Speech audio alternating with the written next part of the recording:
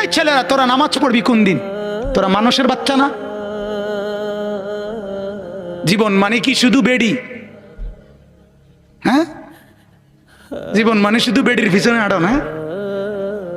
জিন্দিগি মানে উলঙ্গ ছবি? হায় হায় হায়,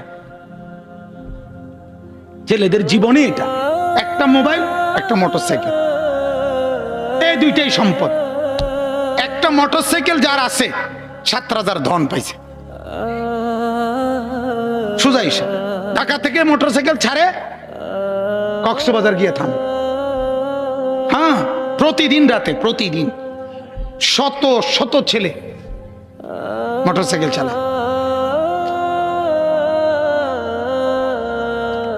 এজন্য ভাবা দরকার। আমার কথা হলো, আমার চিৎকার আমি দিতে থাকি।